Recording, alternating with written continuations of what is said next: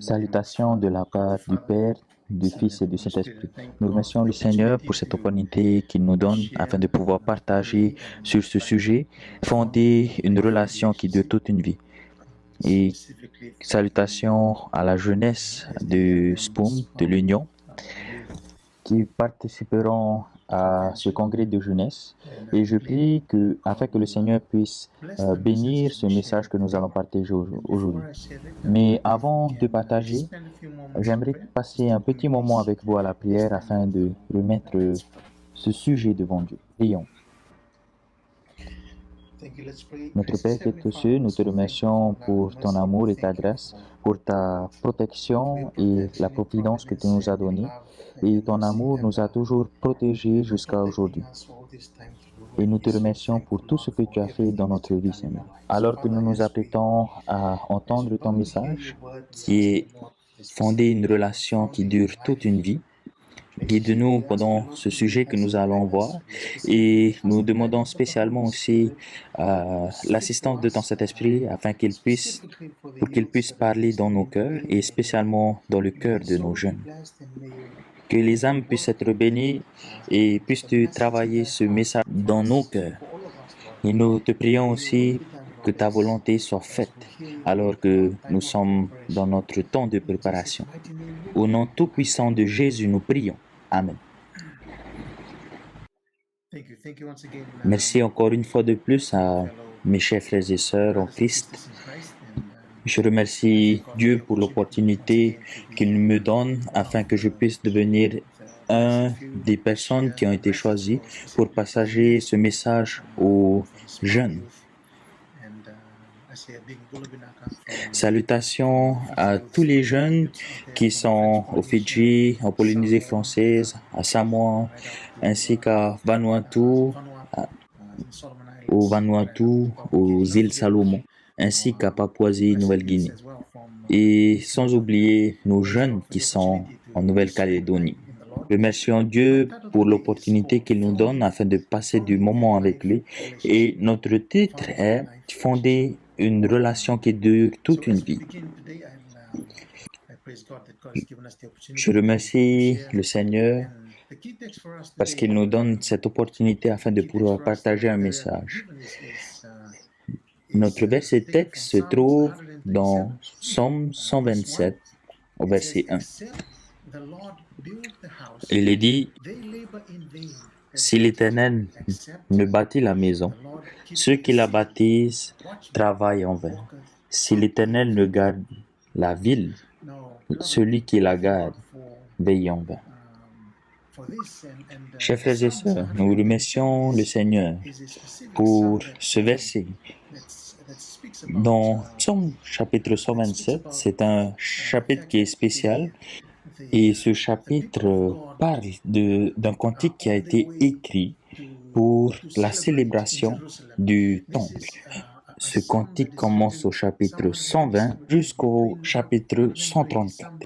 C'est un chapitre qu'ils ont dédié pour remercier Dieu. Donc c'est un chant qu'ils ont dédié pour remercier Dieu.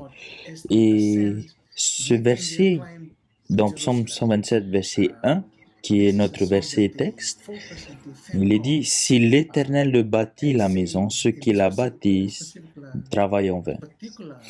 Si l'Éternel ne garde la ville, celui qui la garde veille en vain. »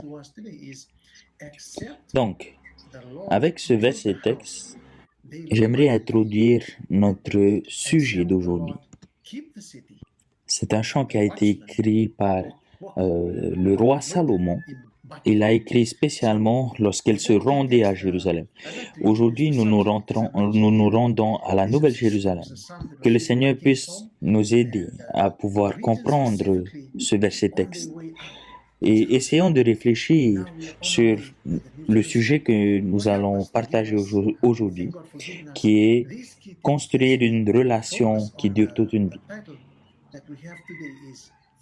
Alors, pour construire quelque chose, nous avons besoin de trois choses. Nous avons besoin d'une fondation ou des principes pour construire notre projet. Et deuxièmement, nous avons besoin de matériel. Quel matériel un maçon a-t-il besoin pour construire? Et troisièmement, nous avons besoin d'un maçon. Le maçon, lui, que va-t-il faire? Il va utiliser le matériel pour construire selon le plan qui lui a été donné. Donc, avec ces trois principes, avec ces trois points que nous allons voir aujourd'hui, en regardant à cela, par exemple,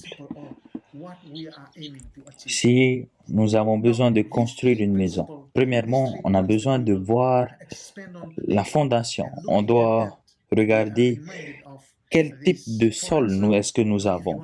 Et concernant le matériel, nous devons nous décider si on va construire une maison en béton ou en bois.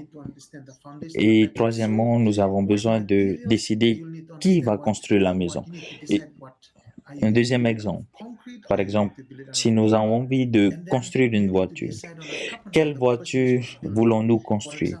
Est-ce que ça va être une voiture qui va transporter des affaires ou des personnes? Quel genre de métaux est-ce que nous voulons utiliser pour construire notre voiture? Et troisièmement, on va choisir qui va construire la voiture. Et dans un mariage, nous avons aussi les mêmes trois principes. Quelle est la fondation de notre mariage, qui doit être l'amour de Dieu? Et ensuite, nous avons le matériel, qui est un homme et une femme, et nous avons le constructeur, qui est le Christ. Et aujourd'hui, ce que nous allons voir, c'est comment est-ce que nous pouvons construire une relation spirituelle. Nous avons la fondation qui est Dieu, le matériel qui est nous-mêmes, et nous sommes faits de corps, esprit et âme, et nous avons le constructeur qui est Christ, le Messie, qui construit cette relation avec le Père. Avant de développer sur les trois principes qui est la fondation, le matériel et le constructeur, j'ai envie de vous partager un témoignage qui est en relation avec le mariage. C'est un témoignage concernant un jeune homme qui ne gardait pas le sabbat, mais qui avait une foi aveugle dans le Seigneur. Et il marchait toujours dans le désir de plaire à Dieu. Et arrivé à un âge, il voulut se marier. Il continuait à travailler et en même temps, il priait le Seigneur. Et il a prié au Seigneur, il a demandé, « Seigneur, je serai avec la personne que tu me donneras, mais seulement si nous gardons tes principes dans notre relation. » En d'autres mots, il voulait que Dieu soit le fondateur ou le fondement de leur relation. Il a donc rencontré quelqu'un et cette femme était une femme qui gardait le sabbat. Après 3 ans de fréquentation, il a appris à la connaître mieux et il a donc découvert qu'elle respectait le sabbat. Il a commencé à comprendre qu'est-ce que le sabbat était et qu'est-ce que le sabbat veut dire. Il a appris également sur les principes de foi de sa femme. Finalement, il a épousé cette femme et il est devenu lui-même. Ils ont eu plus de 20 ans de mariage heureux et ils ont eu 3 beaux enfants. J'aimerais remercier le Seigneur pour ce témoignage et dans ce témoignage, nous pouvons voir la fondation qui a été Dieu, qui est la source de l'amour et nous avons le matériel qui a été utilisé, le jeune homme et la jeune femme et nous avons Christ qui a construit la relation entre ces deux personnes. Donc, revenons sur l'exemple que nous avons donné au début, concernant les 3 choses que nous avons besoin, une fondation ou un principe, un matériel et le constructeur. Et notre sujet d'aujourd'hui concerne une relation spirituelle avec Dieu, où nous avons pour fondation Dieu lui-même Le matériel sera donc vous ou moi, ou peu importe la personne qui a un corps, une âme et un esprit. Et le constructeur, c'est notre Seigneur Jésus. Allons à notre message d'aujourd'hui. Si l'Éternel ne bâtit la maison, ceux qui la bâtissent travaillent en vain. Si l'Éternel ne garde la ville, celui qui la garde veille en vain. Les deux mots les plus importants ici, c'est celui qui garde et celui qui construit. Donc, comme nous avons mentionné, la fondation va être les principes qui vont soutenir pour arriver au résultat que nous avons tant inspiré. Et ma question pour vous, c'est quel est le résultat que vous voudriez avoir? Quelle est la fondation de votre vie ou quelle est la fondation de vos relations? Est-ce que c'est l'amour de Dieu? Éphésiens chapitre 2 au verset 20 jusqu'au verset 22, il est dit: Vous avez été édifiés sur le fondement des apôtres et des prophètes, Jésus-Christ lui-même étant la pierre angulaire. Donc, Christ est la pierre angulaire. En lui, tout édifice bien coordonné s'élève pour être un temple saint dans le Seigneur. En lui, vous êtes aussi édifiés pour être une habitation de Dieu en esprit. Mes chers frères et sœurs, Dieu nous dit dans Prophètes et Rois, à la page 36, le Christ est la pierre angulaire. En lui, tout édifice bien coordonné s'élève pour être un temple saint dans le Seigneur. Nous sommes le matériel. La fondation, c'est Dieu. Et le constructeur, c'est le Christ. Nous remercions Dieu pour ce message alors que nous allons approfondir encore. Donc la prochaine question pour nous, c'est quel principe avons-nous dans notre relation familiale? Dans le livre Puissance de la grâce à la page 288, il est dit: Dieu veut que les familles de la terre soient un symbole de la famille du ciel, les foyers chrétiens établis et dirigés selon le plan de Dieu sont parmi ces agences les plus efficaces pour la formation du caractère chrétien et pour l'avancement de son œuvre. Le Seigneur nous rappelle dans 2 Timothée 2, verset 19, il est dit: Néanmoins, le solide fondement de Dieu reste debout, avec ses paroles qui lui servent de sceau. Le Seigneur connaît ceux qui lui appartiennent, et quiconque le prononce le nom du Seigneur, qu'il s'éloigne de l'iniquité. Qu'en est-il de l'Église concernant notre relation avec Dieu? Dans Gospel Worker, à la page 464, il est dit: L'Église du Christ a été organisée dans un but missionnaire. L'œuvre missionnaire chrétienne fournit à l'Église un fondement sûr, un fondement portant ce sceau.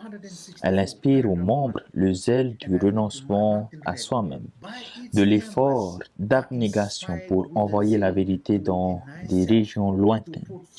Nous sommes soumis à l'obligation la plus solennelle de fournir dans les missions chrétiennes une illustration des principes du royaume de Dieu.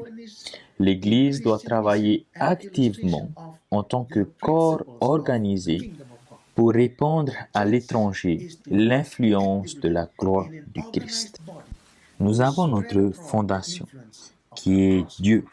Et comme nous avons mentionné dans le paragraphe précédent, la famille sur terre doit être un symbole de la famille qui est au ciel, dans la foi par laquelle je vis.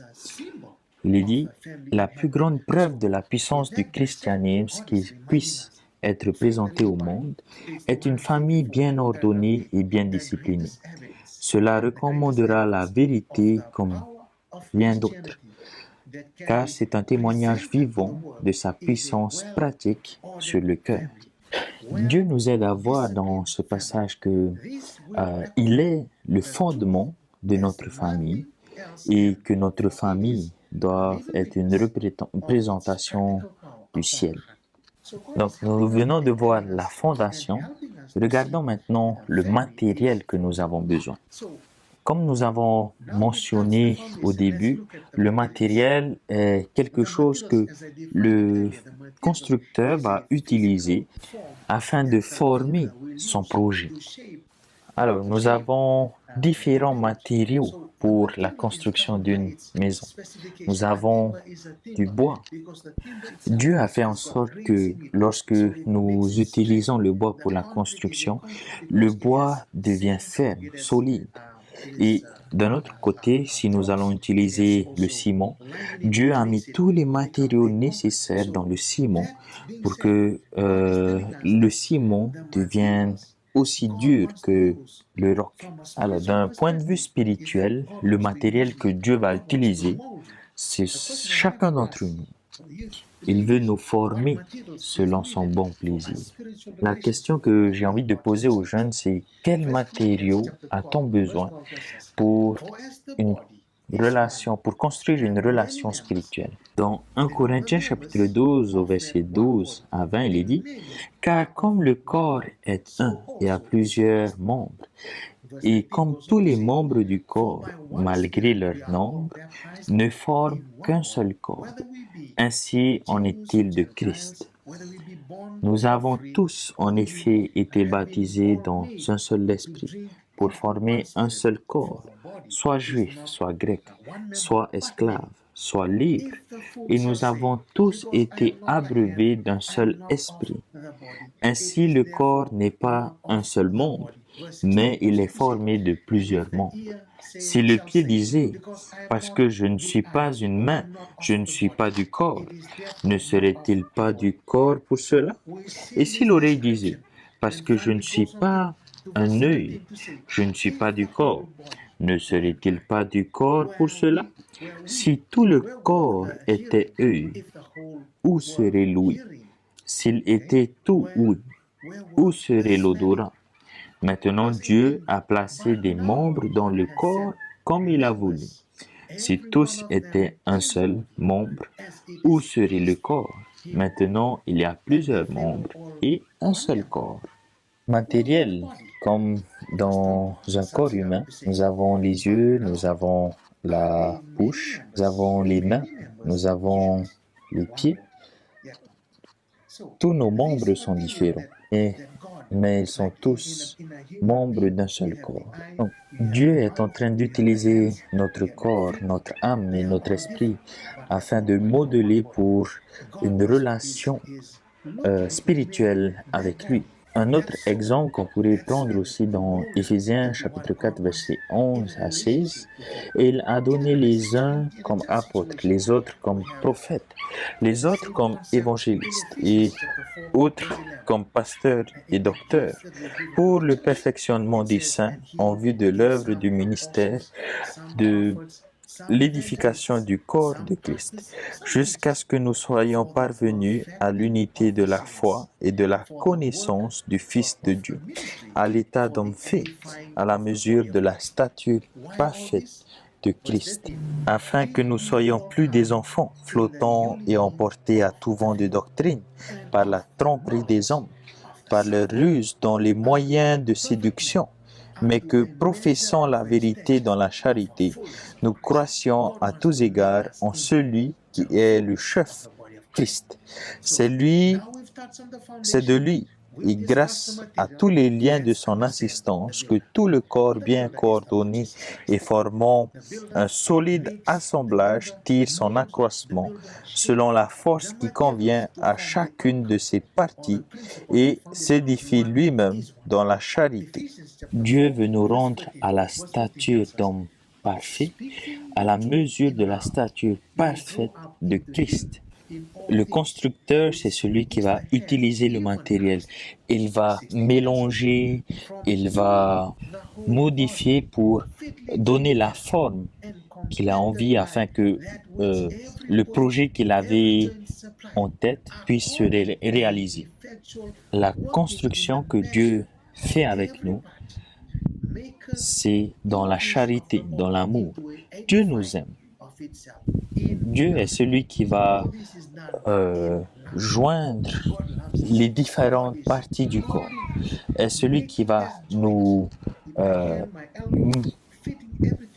modeler pour donner la forme qu'il a envie. Dans Romains chapitre 8, verset 28, il est dit « Nous savons du reste que toute chose court au bien de ceux qui aiment Dieu, de ceux qui sont appelés selon son dessein. » Dieu a un but pour chacun d'entre nous.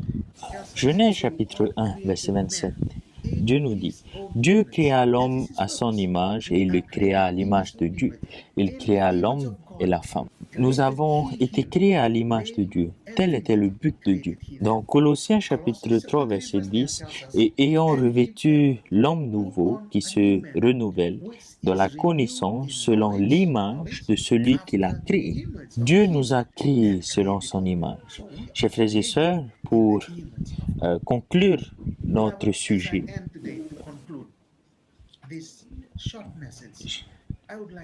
dans Matthieu chapitre 5, verset 48, alors que nous avons parlé de la fondation de matériel et du constructeur, et par rapport à tout ça, Dieu nous dit dans Matthieu chapitre 5, verset 48, « Soyez parfaits comme votre Père céleste est parfait. » Nous avons notre fondation.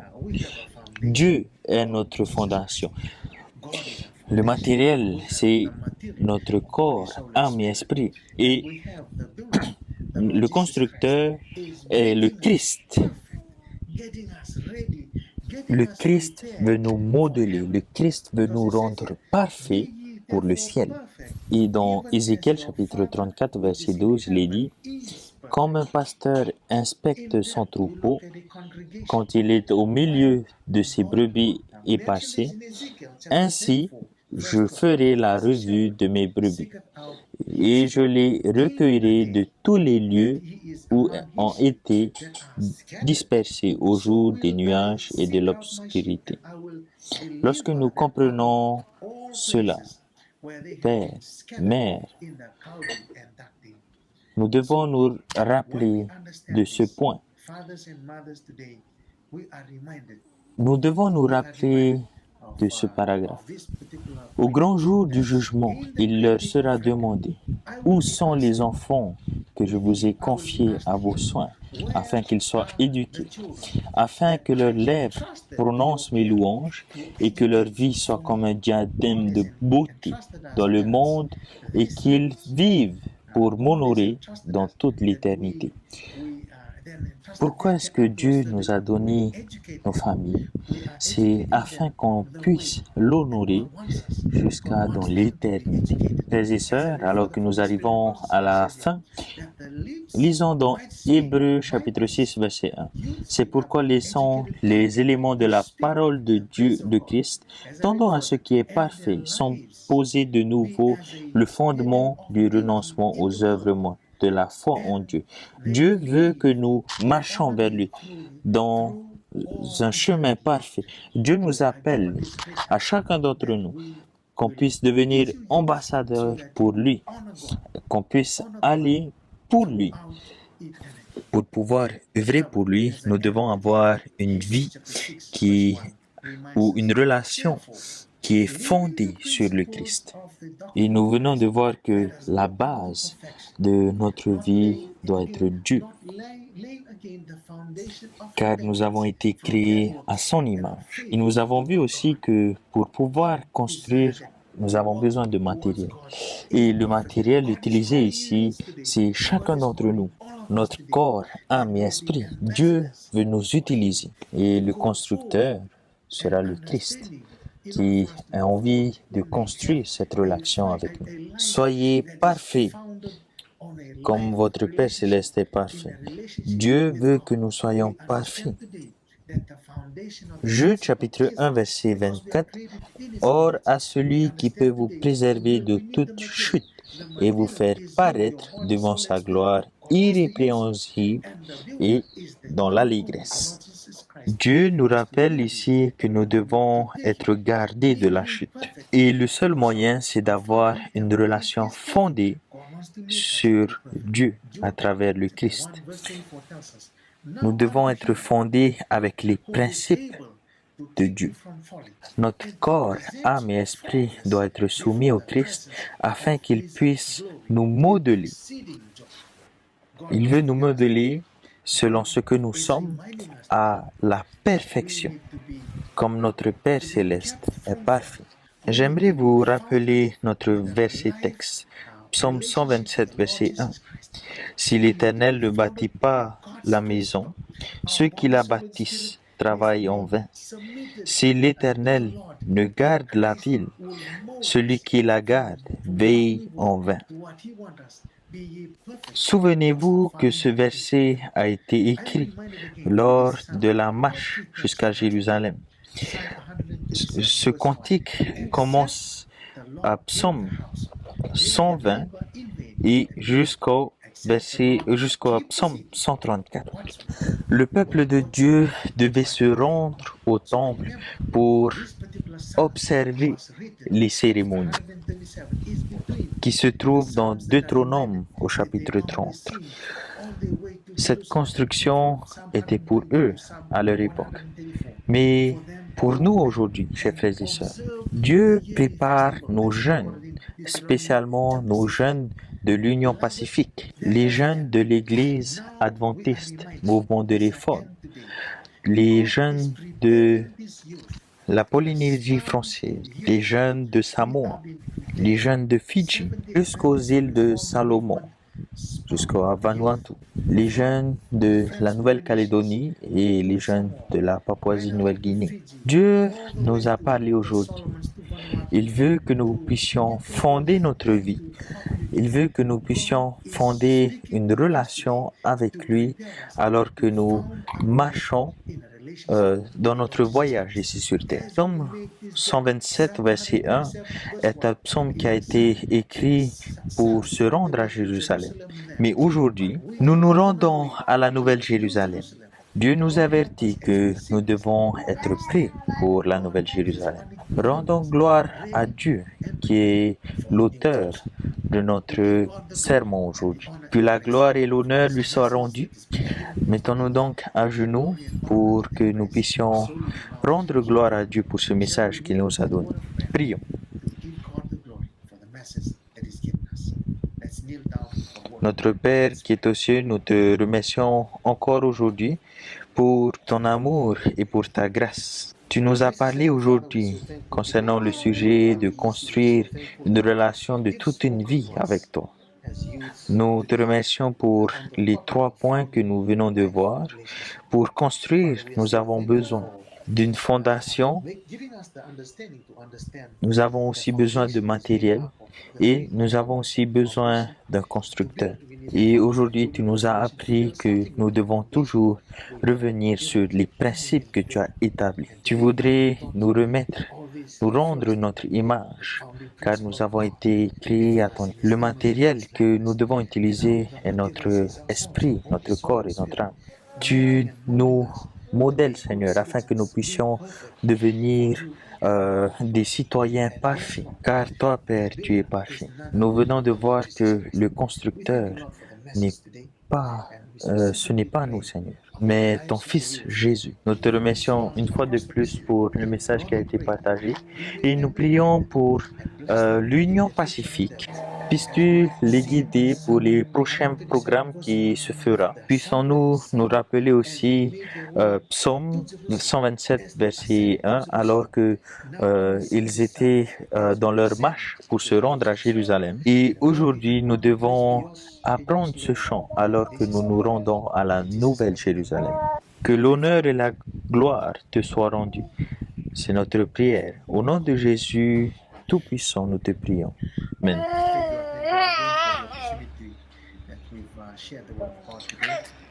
Je remercie une fois de plus pour l'opportunité que Dieu nous a donnée afin de pouvoir partager ce message. Et le message que je voudrais donner à nos jeunes ainsi qu'à nos membres de toute l'Union Pacifique, que l'Éternel puisse bénir chacun d'entre vous et Passez un très bon moment lors du partage des messages de chaque prédicateur. Que le Seigneur puisse vous bénir. Amen.